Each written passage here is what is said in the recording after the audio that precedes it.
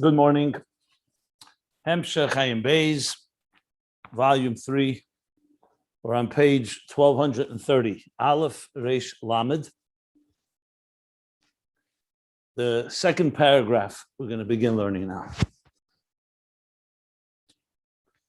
The last 2 days we reviewed and studied the Kuntur Saveda, pages 6 through 9, where he explains more elaborately the difference between Chitzenius HaMoichin and Pnimius HaMoichin, which was addressed here on page 1229 and 1230. So briefly, just to keep the flow, Mudva, Murgish, Muskel, 3 stages in emotional and intellectual development, both on a biological, literally physical level of every child, of every human being that ever lived. That's the way it works. Maybe only Adam and Chava are an exception because they were created at 20 years old. And in Avodah, Neshama Lekis is the 3 stages of behavioral Avodah, where you do everything as God wants, as the Torah says, without necessarily any feeling. Then there's some feeling, and the feelings grow. First, they grow because you appreciate and recognize that God is our Father, and God is our source of sustenance. And then they grow to a point where the mind is able to further contemplate on godliness, not as it sustains us, but godliness, the greatness of godliness within existence, which he called Murgish Mitzad HaSeichel. So there's Mudva Murgish Mitzad HaSeichel, Murgish Mitzad HaMidus is the emotions, as far as they go, as they relate to us, our subjective. It's in our subjective interest to be connected and therefore to love God. Then there's godliness, not because of our subjective interest, because we appreciate the greatness and the wonder and the all the different levels created and how it's all nullified before God. And then Pnimius HaMeichin is Meichin that's not related to Midas, which means it's not about our feelings and how we experience. In other words, not being the primary focus is how you feel and to awaken a love and awe, but here it's to experience God in the purest form. It's like going into godly domain, which is higher, as he said, than the etzem inyan aliki, the godliness that is beyond existence altogether. And in the levels, it's before the tzimtzum, as he said, and this is Pnimius HaMeichin, and it doesn't, and it's also, as we learn the Kuntus, first, as he says in Ayin Beis, it's not through Levushia Hasoga. In other words, it's not through the structures and the garments that we require to understand something. That's Pnimius HaMeichin.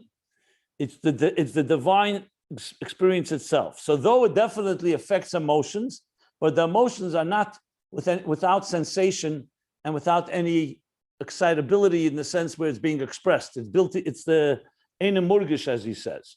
Ein Murgish ve'ein Beis. And this is now the Iker level of Muskel, where the Midas become like Midas Sichlim, the Midas become like the mind itself, meaning experiencing something beyond the Midas as they are in their subjective state. In Kuntur Saveda, he broke this into 2 levels. There's Pnimius HaMeichin, where you still have some sensation and some levush, because you can't really experience godliness in its purest form without some handle. And then he said there's the level of neshama, those that reach that level, that are able to have a chush, he called it, a chush, a sense in godliness, which is completely separate from, that does not require levush hasaga, completely removed from midas, the purest form of a divine experience. In Ayin Beis, he did not make that distinction yet, at least. Till now, we could say that what he said here could perhaps be the lower level of Pnimius HaMeichin, even though he does call it Pnimius HaLev and Bechinas Sichli Mamish. So you can say that this is in general terms, and in Kuntur Saveda, he broke it into 2 stages.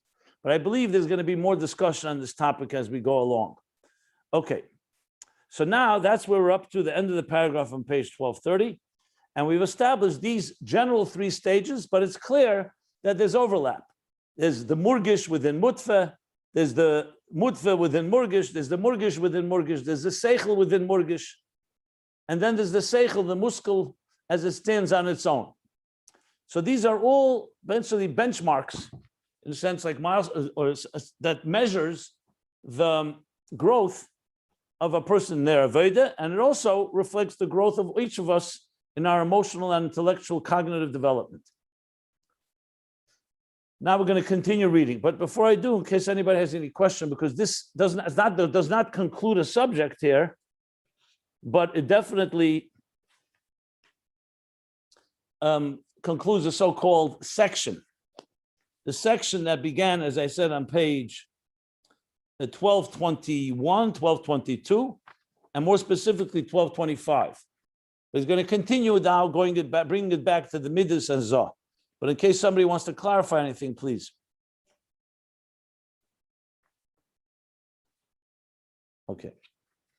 If not, I will say one more thing. I've gotten some more clarity on understanding how this is in context of Tanya. In Tanya, we spoke chapter 16, namely, and chapters 39, 38, 39, and 44, 43 and 44, that there's two types of dechilav v'rechimu. Ava v'yira tivim, dechilav v'rechimu tivim, which is what is natural to each one of us, meaning it's embedded naturally, and it's considered ava misuteres, a hidden love that is the natural. That's like a child has a love for its father naturally. Every soul has a love for God naturally, like a ben to an av.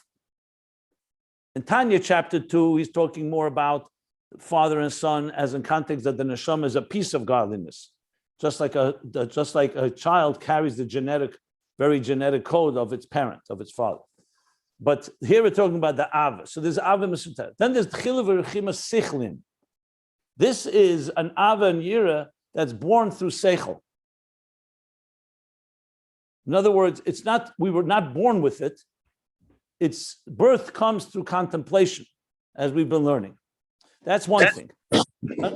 Another thing, in chapter 16 in Tanya, he spoke about also two stages, but not in this context. He speaks in the beginning of the chapter, where there's what he calls talumas lev, moyachu betalumas lev, that you have your mind is focusing on appreciating godliness. Can everybody mute, please? So your mind is appreciating, and it also affects your heart, but you can't call it an emotion. You can call it your heart senses the value and therefore appreciates the godliness, like he says, ye also. It's fitting, it's appropriate, it's beautiful to be absorbed and connect to godliness. And then he calls his galus libay. The midas are becoming revealed within you. Not everyone is capable of reaching that state of revealed. Now, one of the things I was struggling with was these two, the first two that I just mentioned, connected to the second two.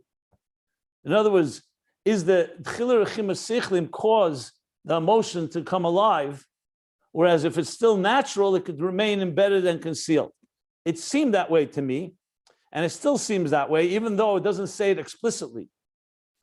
But regardless, there are these two stages that are being addressed here as well. So you can explain mudva murgish muskul in this sense. Mudva is the natural love, even if it's completely concealed. Murgish is when that love becomes revealed, but it's still what is being revealed? The natural love. Then you move to sichlim, where the seichel becomes the dominant force, where it is giving birth to a midah. And there too, two levels. One, it gives birth to a midah, but the primary thing is the midah, which is chitzenius hamoichin. And then pnimius hamoichin is muskul in its fullest glory, the chilav v'rechima sichlim, which is the midah becomes like the mind. In other words, it's not about an emotional expression. It's all b'dveikus, like he said, united in a very calm and non-expressive way, but is the highest level of connection. Now, with that, we could understand the parentheses on top of the paragraph, the top of page 1229. So just to go over that again. So he says in Tanya Perek Mem Daled, I'm just reviewing this again because I have more clear and I want to just state it for this clarity purpose. So he's talking about Yisayas Ava Idei Hasog of his bonus. So now he says, but Hasog of his bonus itself, I just mentioned, are two different types. One is being aware, which doesn't need a lot of his bonus. It's easy to become aware that your father is right near you. There's something precious, or your life sustenance is there, and therefore you are drawn to it, ava to it, and yira to stay away from anything that could be destructive to it. So that's one. Hasog of his bonus. The second one is talking about godliness. Hasog of his bonus. That's not about hu chayecha or avinu, but like you said on page 1228, that's not just about a chayeshle. It's about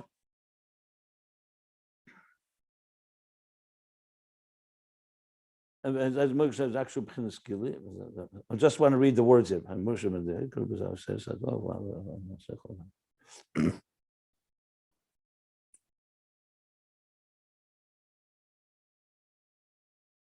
Yeah, sichli that they said and then comes where you appreciate the thing itself, the goodness of the thing itself, of godliness itself. So in the parenthesis, he says that in chapter 44 in Tanya, he says the Ava Yira that comes through the contemplation around Ata Avinu and Hu Chayecha, is not called Chilur Chimituvah only when it's in the Mayach B'machshavte Levad. So he's connecting both elements that I just said. On one hand, it's about Chayecha, and it's called Chilur Chimitivim, natural. But it's still only Mayach B'machshavte Levad. The first level in chapter 16 that he refers to, which means the awareness is only that it's fitting and appropriate. There's no emotional excitement yet. There's no emotional passion.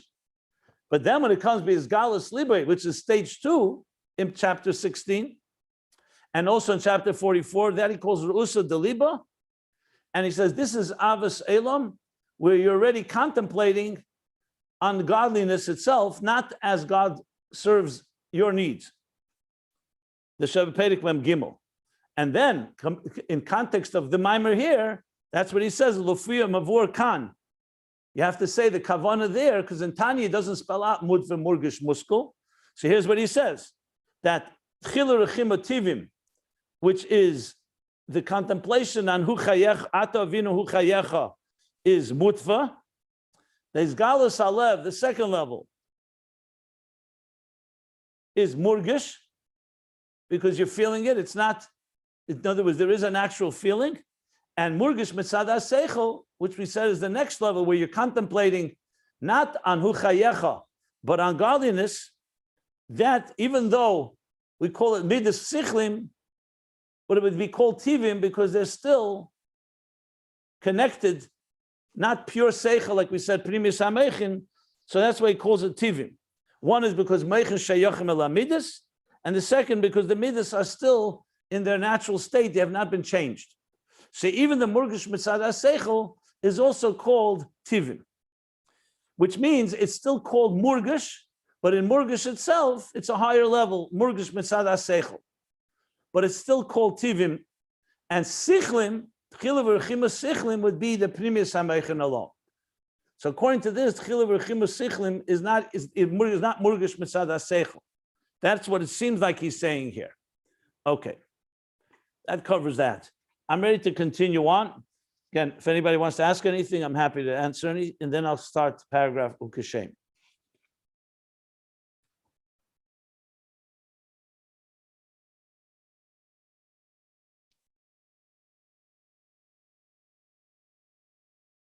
Yeah, it's called the Chilur Chimotivim.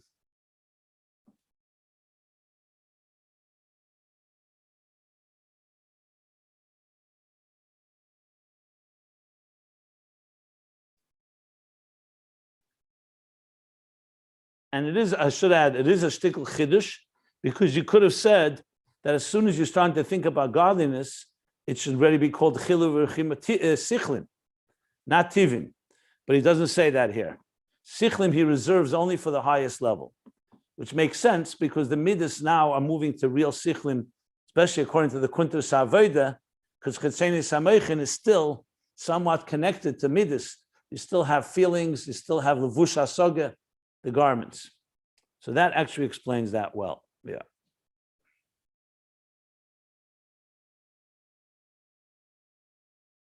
As far as the footnote of the Rebbe on this topic, where he says that even when you contemplate on the Father as being the haflah, the wonder of God, even as a father, that can create a fiery passion. But nevertheless, I don't know if he says that it becomes sichlim. I would think it becomes it's still tivim, but just the highest level of it. Okay.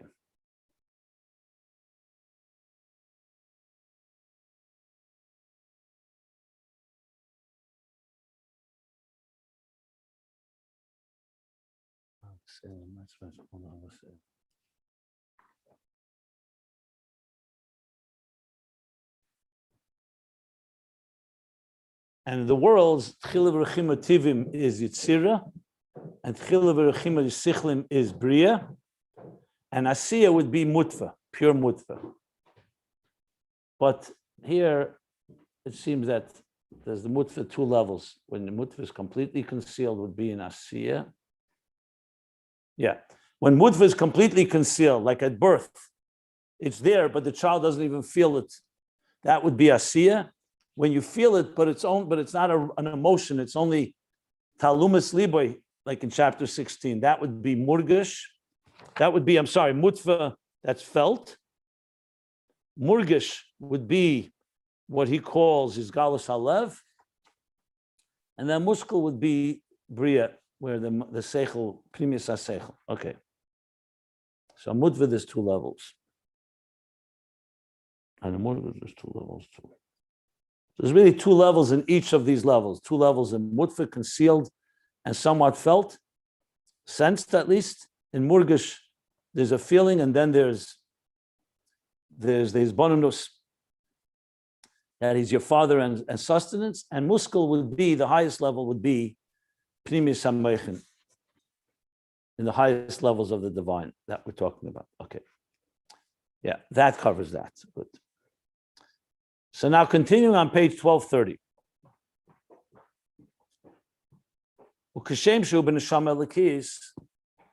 So if you go back to page 1225, look at the beginning of the paragraph in 1225, he says, that there's the three levels of mutva, murgish, and muskal.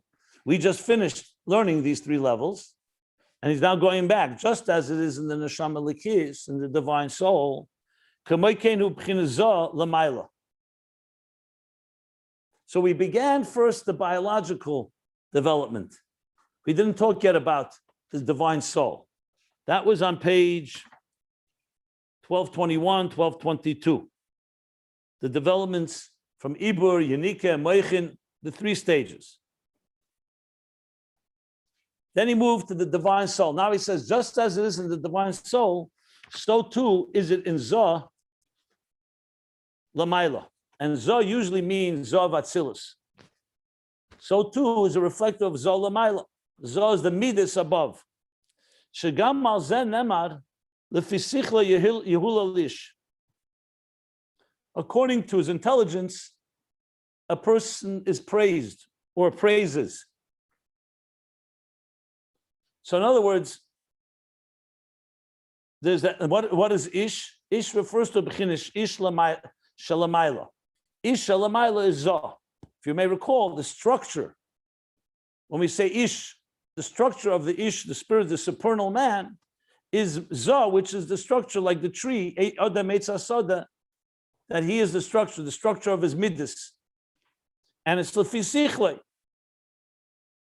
So what do you see? That there is the midas, that's ish lamayla, and there's lefi sichle, the seichel that guides and directs it.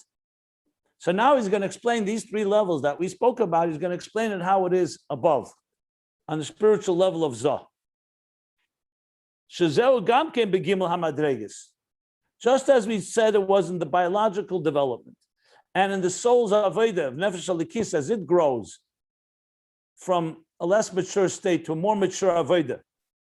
So here too in Zoh, that there's also that this too is structured in three levels: the mutva, murgish, umuskal. These three levels, he's going to explain how it is now in the spiritual world. The tchila, the b'chinas ibur dezah, the beten. In the beginning, it begins with a state of ibur in zah.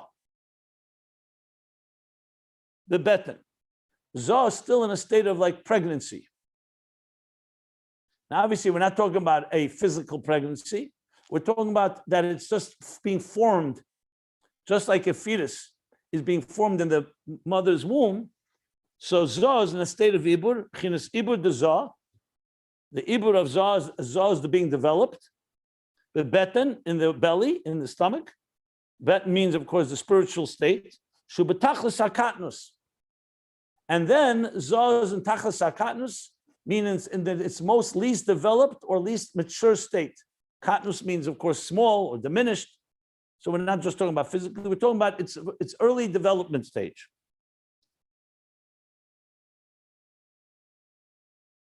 The tlas klilon gavit tlas. Okay, so the Gemara says that when a child, a fetus, is in its mother's womb, doesn't lie in its mother's womb spread out from head to toe. We're talking about the later stages of gestation, of the pregnancy. In earlier stages, you don't even have a full fetus, a full body. But even when the body is developed, let's say in the second trimester, or the third trimester, what do you see? It says, Tlas klilin gavit tlas. So there's the reish guf and regel, the head, the body, and the legs. What is called the fetal position, that they're all like, it's like encoiled, like in the fetus is, the legs are, all the head is all the way within the legs. So the child is in a fetal position. How would you call that? It's like coiled. There's an expression for it in English. It's a fetal position. So the child lying, let's say a child is lying in a crib, you see the head, the body. But when you get into a fetal position, some people actually sleep that way, especially babies, where the head goes down and everything is 3 within 3, which means in Ruchnius that Chabad Chagas Neh'i, when we're walking upright, the head is on top, the body comes beneath it, and the legs below it. Chabad, Moyach Lev Kovet, or Reish Guf Regel, which is the way it should be. The mind is the superior faculties, then come the emotions, then come the behavioral, the action. Chabad and Chagas Neh'i. But in the Ibur state, these three are all intertwined with each other. So that's what he says, the mind is not yet fully functioning. Yes, the mind is alive and the mind is existing, but you can't say that in the pregnancy stage, the mind is a controlling force. So that's why the physical way the fetal position is reflects its physiological and psychological state and spiritual state, where Chabad is not yet revealed, and even Chagas is not revealed. It's primarily behavioral. What is the fetus doing? What is the viable fetus doing? It's feeding. It actually doesn't even feed on its own food. Everything is coming from its mother. So you can't call a pregnant stage a fully developed and viable, meaning viable as it's alive, but it's not viable as a human being. That will only happen after the umbilical cord is cut, after birth. So a state of Ibur and Ruchnius is when Zah is still in its early stages of development, which I've said this a number of times, but I'll say it again. God created the child the way a child, and for that matter, any creature, develops in pregnancy is reflective of how God created Seder Shtalshlus. You may recall we spoke about akudim, nekudim, akudim. Akudim, nekudim, vrudim. So akudim is 10 energies in one container. Then it becomes 10 energies in 10 containers. And then you have this galus, the interconnectivity of a full function in tikkun. Because in stage 2, the energies and containers are not compatible with each other, so it shatters the containers. Toyu, that's the world of nekudim. In akudim, it's 10 energies in one container. So if you look at it and you compare it to the development of pregnancy, everything begins with one cell. One cell then splits into two, two into four, four into eight, and the child, the fetus begins to develop to the point where you have the moichin, the midas, the chabad, chagas, Neh'i, but they're still all in a state of Ibur. So in Zoh, and that's Zoh Lamaila, there's also that state of Ibur. That would basically mean in Aveda, like we learned till now, the Aveda of purely behavioral function, behavioral Aveda. Emotions and mind are not in any way expressed yet. If at all, very minimally, just to keep the behavior going. But you can't say the person is deliberately, consciously, and emotionally experiencing godliness in Aveda. So in Zoh, in Kabbalah, it talks about Zoh's growth. This is stage number one. Mizgal rak bechinas Neh'i levad, only the Neh'i within Zoh is revealed. Umakol mokim, and nevertheless, how does Yagam ken Hagdola? You can't call it, God forbid, lifeless. There's still growth going on. This too is growth. The klolas inyan bin in hachemra bin natzeda bechinas eres bekelim be'esa ibur dafka. A fetus is growing within the mother's womb, even on a physical level. Here too, even though Zoh is in a state of Ibur, he says the general binyan hachemer, which is the building of the structural, like in a child it would be the physical, the body is growing, or binyan hatzura, and the spirit, and the energy and the faculties are also growing. In Lamailo, Chemer and Surah is Eris and Kalim. So hu be'esa dibur dafke. This growth is happening dafke during pregnancy. So pregnancy shouldn't be seen as a static, dormant state.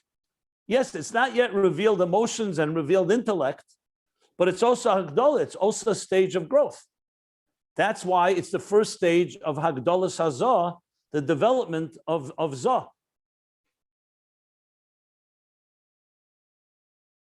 And what does that mean in Ruchnius? He says, "V'hu liyas b'chinas bit l'hayesh b'hakeli, shetiyah miyesh la'ayin, va'er ma'ayin liyesh."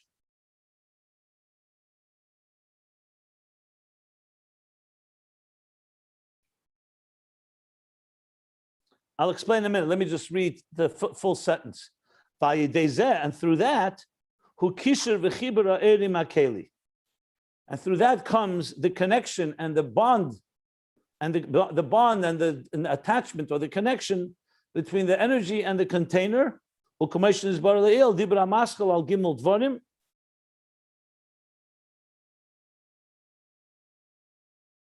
we learned earlier in the Maimer Gimel Dvarim, he says that's in volume 2. Oh yeah, of course. So let's first talk on a physical level, then we'll talk on the spiritual level. For the state of pregnancy, for the fetus to grow properly and develop properly, you need to have balance. Because we're talking about a life force that's already now become manifest within the physical cell. That's what happens during conception. When a conception is blessed by God, and the father's seed fertilizes the mother's egg, and God says, yes, I will send a soul, and a life begins. We call that conception. Something is beginning to grow. It'll take time till we see that growth, but it begins right at that moment. For that to work properly, you need proper harmony and balance.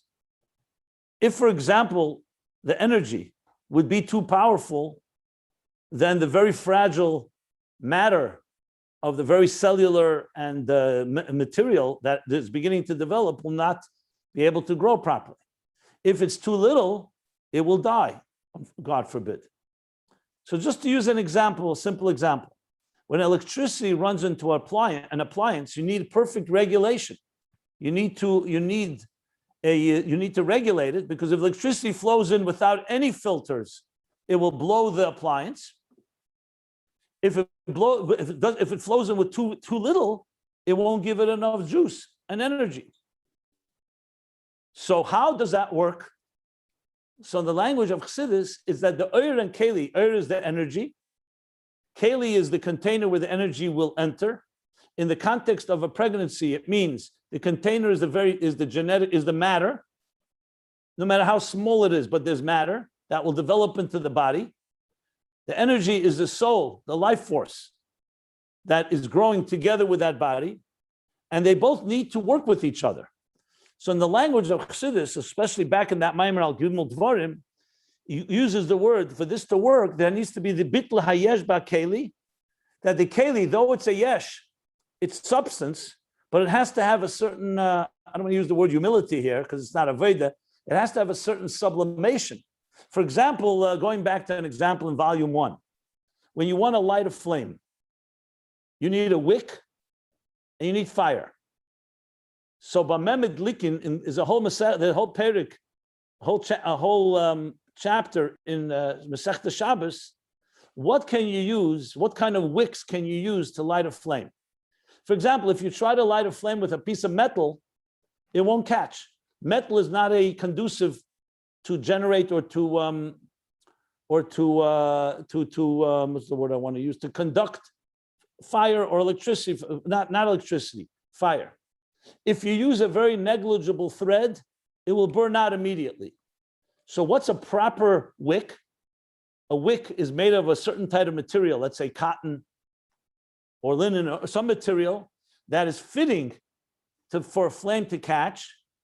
It's also strong enough not to burn out immediately, and it's so-called sublimated enough that it's ready to receive that type of flame. A piece of metal or a stone doesn't have the bittel, what he calls the bittel hakiyesh ba'keli sh'tiyeh miyesh la'ayin. So we learned in volume 1 that the keli needs to be a fitting keli to the oir in it. Another example, if you have a speaker or a writer, and they're using very powerful words, strong words, but the words are so loud or so dominant that you don't understand what they're talking about. In other words, the words are an end in themselves. Instead of being a keli to the idea, a good writer, a good speaker uses the right amount of words and the perfect balance of words to convey the idea. If the words become so loud or so complex, or you're using too many words, the keli is not having the bitl of the yesh to the ayin. So essentially, for a keli and an er to work together, like what he's saying here, requires a balance of er and keli, that the keli has a bitl yesh ba'keli shetir mi yesh la'ayin, that the keli's yesh should be receptive to the ayin of the oir, and the other way around. If the oir is too powerful, or a teacher has so much energy coming out, he's not using any words or very few words, then again, the oir is not fitting into the keli. So the oir needs a bitl ma'ayin liyesh to go from its state of, let's call it substanceless, lack of substance, being a rather ethereal nature, to come connected to the yesh. If you don't have both these elements, you will not have the kisher v'chibur ha'erim ha'keli. So what he's basically saying, that even the stage of Ibur, or even specifically the stage of Beis Ibur, is this growth. In a form of Eris and Kalim. So not only are they both growing independently, meaning the spirit and the body, the energy, the life force and the body, but they're working together and they're growing together. So this is the stage of Ibur of Zah. Now he's going to explain what's a nafkamina, what difference does it make? Before, when we talked about navoida, so we're talking about a neshama lekis. Okay, it's in a behavioral state. It doesn't yet have full-blown emotions or any emotions. So you're mekayim surmerav aseitev, following God's orders. What is the nafkamina of this level of zah? So he's going to say this zah in a state of ibur is what we have in zman hagolus. This is actually the spiritual definition of Golus. This is the spiritual anatomy. If you break down what is really Golus, is when Zah goes into a state of Ibur. It's there, but it's in a very pregnant type of, meaning it's in a very concealed stage. That's what he's going to say now. But before I go there, anybody have any questions on what I just explained about the first level of growth in Zah, Lamaila above, is Ibur? Any questions on this? So now he says, "V'chein hu bizman hagolos," and so is it in the time of exile, time of displacement. The begalusa kutshabricha solik le'elo le'elo. In time of Golus, the language is that during Golus, the Eibishter Solik, he's removed the Eila higher and higher. In other words, when the Eris, when the Shechina is below, like in the Beis Hamikdash, she have a Shechanti b'seichem. God says, I dwell, I rest among you. What is Golus? Is when the Shechina, the Kudsha B'richu is Solik, and the Shechina is not resting down below. It's la'ela, higher and even higher. Similar when we learn in Basa Lagani, after Chet Tzadas, what does it say? That before Chet Tzadas, before they ate from the tree of knowledge, the primary Shechina was on earth. And once they ate from the tree, the Shechina went from the earth to the seventh heaven. The next generation of sinning created even more concealment and more concealment. So he says, Golus is Kuchabricha Solik Le'ela, and Vani Yeshena Begalusa. And I am asleep. The word sleep is used during Golus. It's a state of sleep. Because you don't see the revealed godliness. The Hainu explains now, Chinesiluk HaMeichin Va'atzmus Hamidus. La'ela is the Siluk HaMeichin, the Meichin, which was revealed during the time of the Beis Hamikdash, even more so, let's say, at Matan Torah or the Derdeya, a revelation of the Meichin of above. God's so-called intellect is removed, va'atzmus hamidus, and the core of the emotions, nistalic means concealed, essentially. Usually we say nistalic means it leaves, like siluk, but siluk essentially is a state of concealment that it's not apparent. It's like when you go to sleep, what happens to your faculties? Your primary, your dominant faculties. We're not talking about the functional faculties, that you're breathing and you're alive and your heart is beating. We're talking about your ability to conceive ideas, to study, to express emotions. That's called the level of siluk. That the neshama is there, but it's removed, so to speak, from your keiches hagluyim, your revealed faculties. So in a sense, it goes back. It's like it recedes. Recedes is a good word. Recedes back into its own inner shell, if you wish. In Ruchnius, that's called siluk. So Hameichin v'atzmus hamed is going in a state of siluk, recession, like receding. V'nisharak b'chinas Neh'i levad. And what remains? Something remains. We are alive. Only Neh'i. Only the behavioral, the primary organs functioned. Like it is in physical sleep. Person's alive. Everything is alive.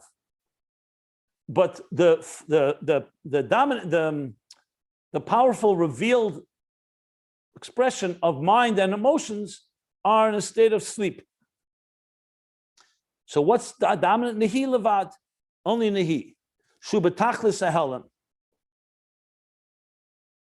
Which means that it's all, I think Shahu doesn't refer to Neh'i, it refers to the whole state of that state, that everything is in utter concealment, or you could say Neh'i is tachlis hahelem. Because Neh'i only has the outer functionality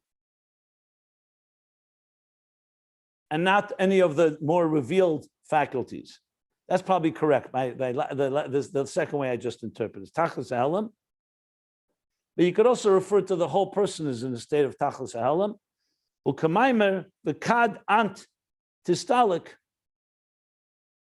that when you are removed or concealed, so he says, ishtaru kegufa b'lei nishmasa, that when the eris, so to speak, are concealed, it remains like a body without a soul. Here, obviously, there is a soul, but the soul is in a concealed state. Maybe v'kad ant tistalik is referring to a different expression than the one I just said. But regardless, it's referring to a state of concealment, like it says elsewhere. And therefore, bisman hagolos, in the time of Golos, of exile, what's the primary aveda that we have? Is bittul hayesh. We're not expected to reach the high levels of meichin and midas. We're expected to sublimate the yesh of our egos, of our sense of self. Shehu inyan bidur hakelim v'habitul shalahem. That is the refinement, or birur would mean the clarification, the separation and clarification and refinement of the containers, and their bittul, and their sublimation. Like we said before during pregnancy. How does the development happen? The kelim are in a state of bittul to the earth. That's how the child grows. So the same thing in Ruchnius, the state of Ibur of Zah, even though it's concealed and you don't see revelation, but there's something going on, there is growth. And what does that growth consist of? That the keli is bottled to the earth to be able to receive it.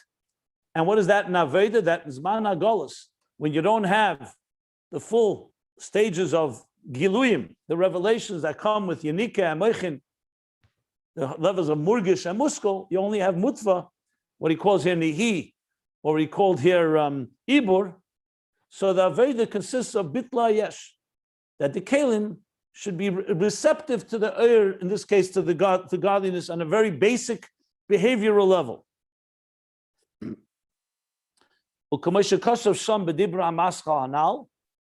Like it's written there in the Maimer Hanal, which most likely means the Gimel Dvarim, the one he referred to in the parentheses, Dibra Maschal Gimel Dvarim, Shehu Inyan Klei Reikon Li Yisrael Lekabel. That what is that Naveda? That you should be an empty container and fitting and appropriate to receive. Like a student, you're not expecting high revelatory experiences, but at least to be receptive to the teacher. That's a Klei Reikon Li Yisrael Lekabel. Be fitting, appropriate to receive. Because we could be also in a state where we're completely ignoring, but that's not, even as managolas, that's what's expected. This is the primary work in the time of Golos. The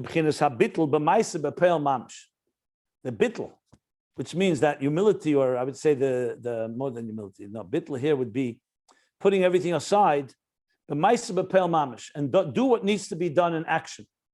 If you remember on page 1121, I believe it was, he said there that the main thing was Hoid and Netzach. If you remember, you said they just determines Neh'i to do something. I'm looking on page 1221. Yeah, that even if you don't have feelings toward it, and even if you don't understand, Kabbalah Sel, to follow orders, basically. Says the bittul b'maisa b'pel mamish, which of course is behavioral, is Neh'i, is Ibur, is mutfa. Who beribui, and how does that manifest? Beribui aveidiv yegia, with much effort and exertion, ubekamen isyenus, and with a number of tests. Isyenus refers to all the challenges that we face in Golus. So in other words, Golus, the main Aved in Golus, he says, is not trying to reach the highest levels of godliness. It's being able to withstand the challenges, overcome them, and become stronger in the process. And most importantly, to keep on track, primarily in the Maisa B'Peil level. This does not negate that we should not work on our midas and our seichel. He's saying the primary thing, because in Golus, the moichin and midas above are in a more concealed state. It's more a state of like a comatose or sleep type of state.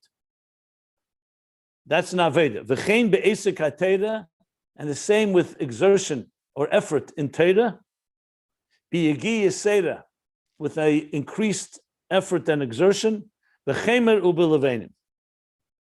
V'chemer u'b'levenim. Let me explain what that means. Chemer u'b'levenim means literally bricks and mortar. It's a verse from Shmois.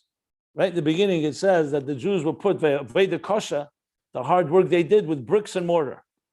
That they were expected to take straw and turn it into bricks and mortar to build the mighty Egypt, Pisim and Ramses.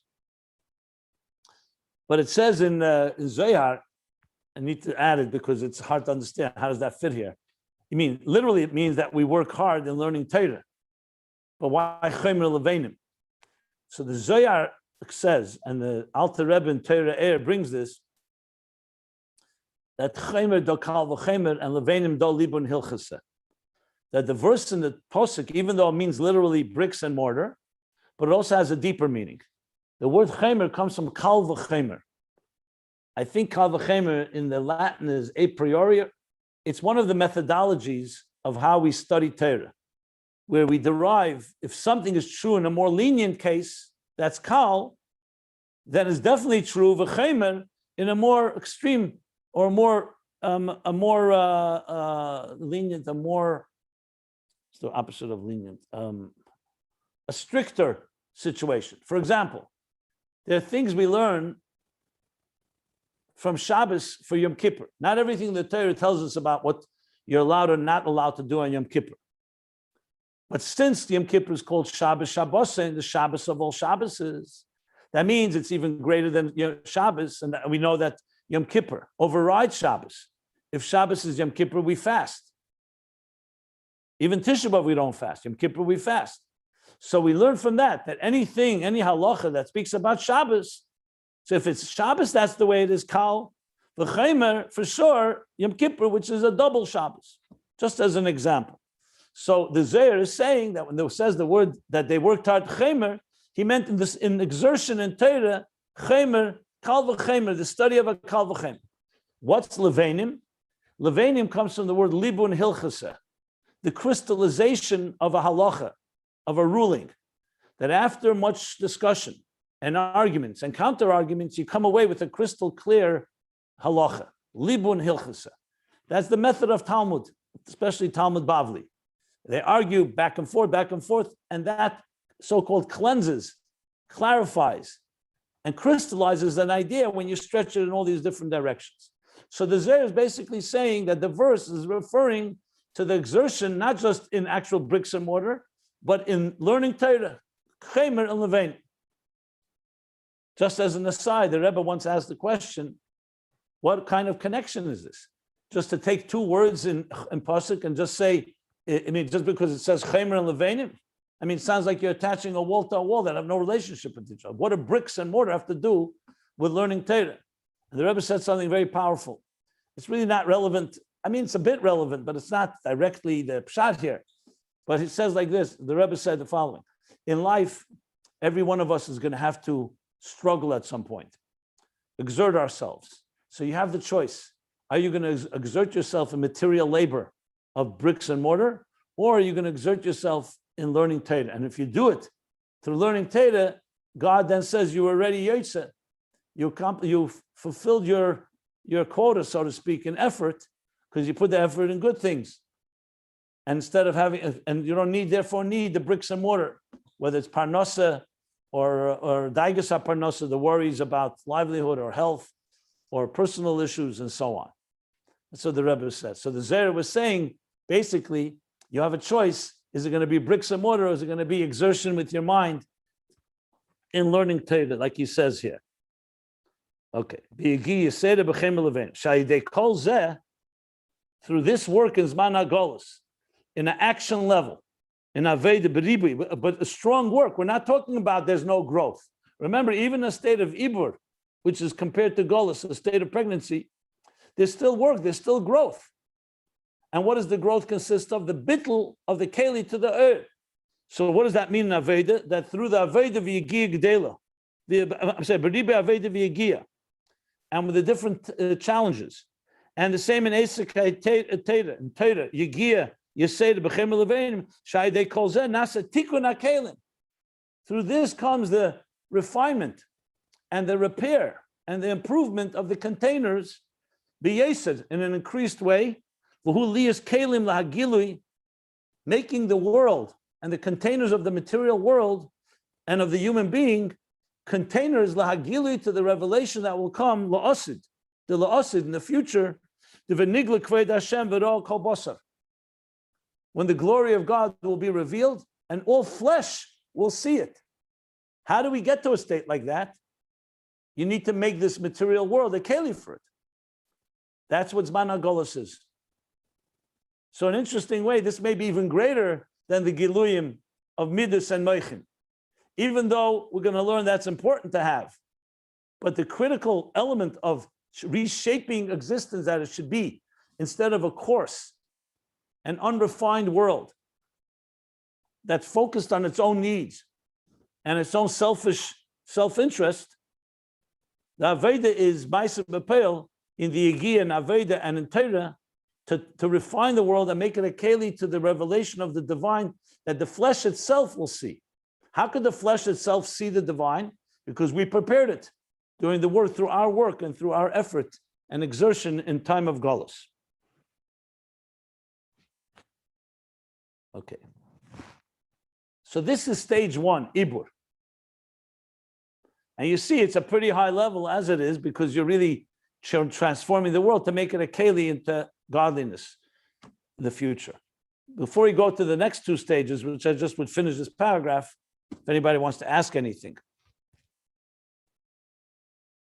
Okay. So I'm going to try to go to the end of the paragraph here. After the fact that we have this state of Ibur of Zah, afterwards comes the growth and development of Zah in the level of Yenika and Meichen. This was Ibur, pregnancy. Yenika is nursing with his already revelation, Midas, like Murgish. And Meichen is Muskel, Seichel.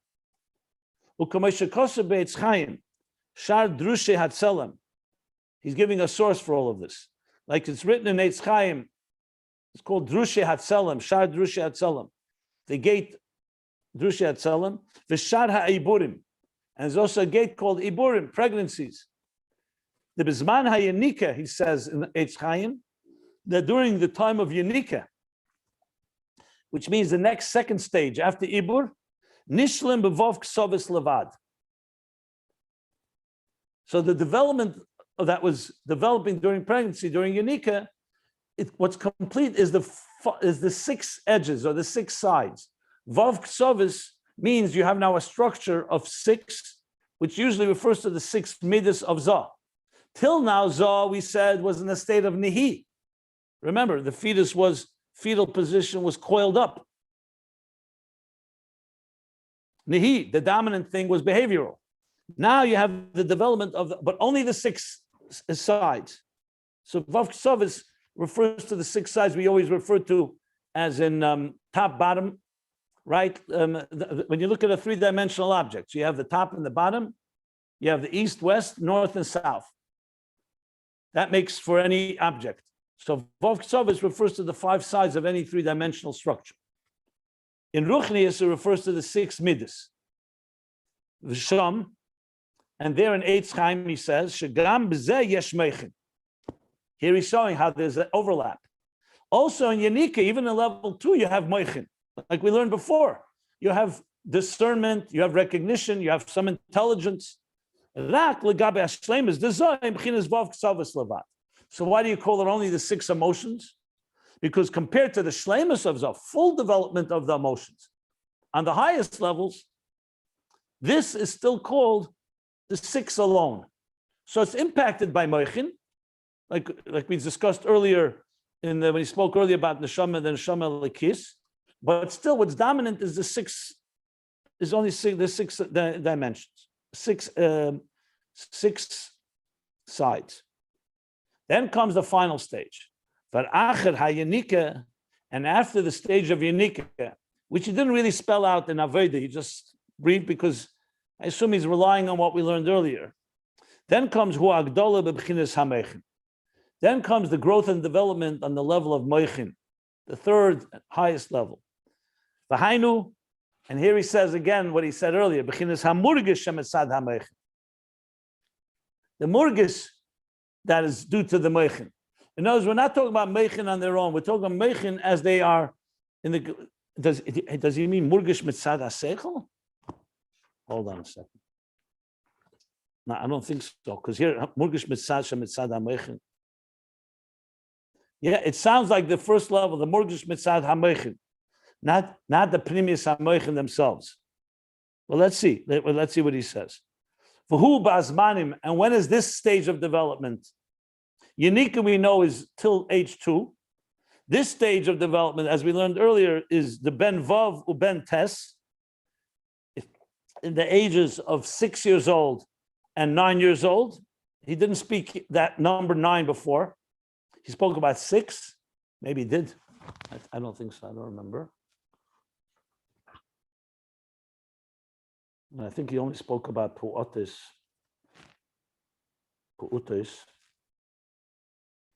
as being 6. He spoke about 6 years old, and then 13. I have to look. I think there was one more place. Oh. 5, 6. I'm looking on the top of page 1225 and the bottom of page 1227. Okay. He says 9 to figure out why. Probably something happens at 9. Sha'oz mana chinuch. That's the time of education. Remember, he spoke about education back on page 1227. Ad ben Yugimel, until he reached the age of 13. Sha'oz nishlam b'chinas ha'moichin, and that's when the moichin become complete. Hainu b'chinas muskel hanal, the level of muskel hanal. Hanal, I mean, obviously you'd think it means the highest level, but still, but since he says it's 13, it's hard to imagine that he means that a 13-year-old is able to reach Pnimis HaMoichin. So it could be still talking about the muscle as it is on lower levels. Not sure about that. Murgish mitzad HaMoichin, that's murgish mitzad HaSeichel, and then there's this muscle itself. That's when it's nishlam. Earlier he said that at age 20,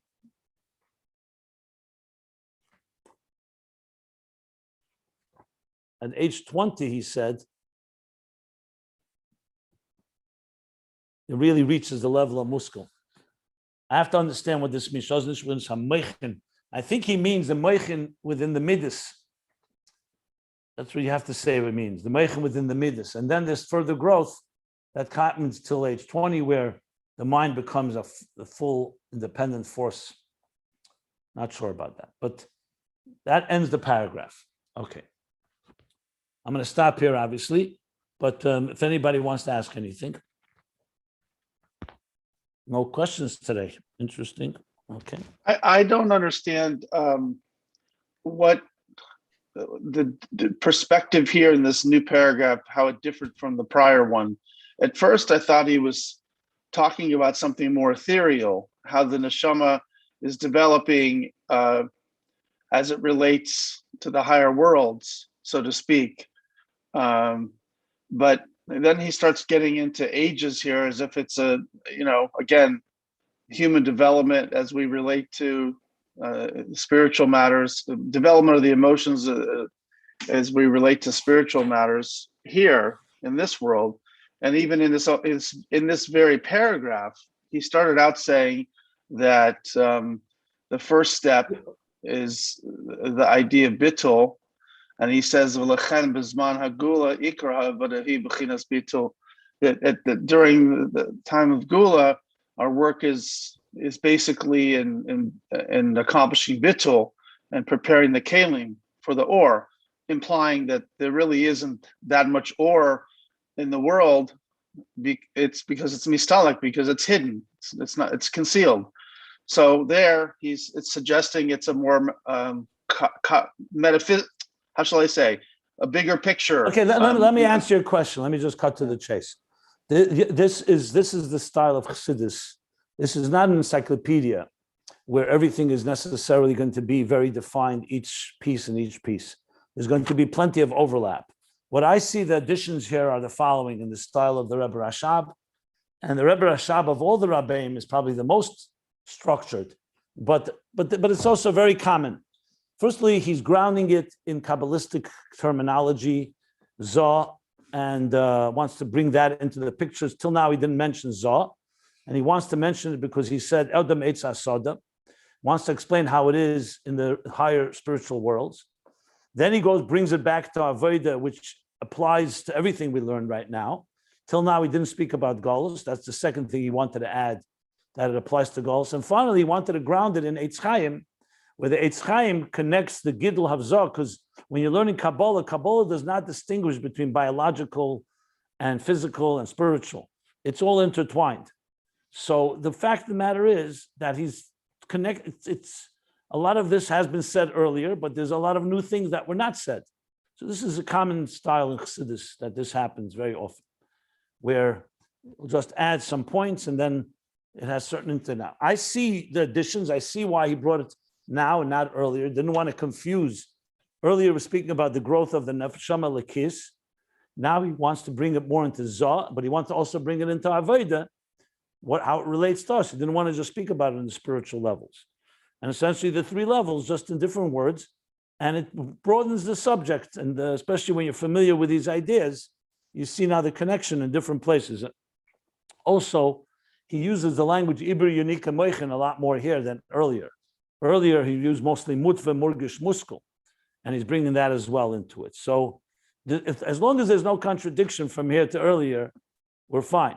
This is a very common way of how Chassidus talks about things, especially in Ayin Beis, where there's really no boundaries at all. The Rebbe Rashab just goes on and on. He has no limits, and he's just bringing everything into the picture here. Okay, thank you. Yeah.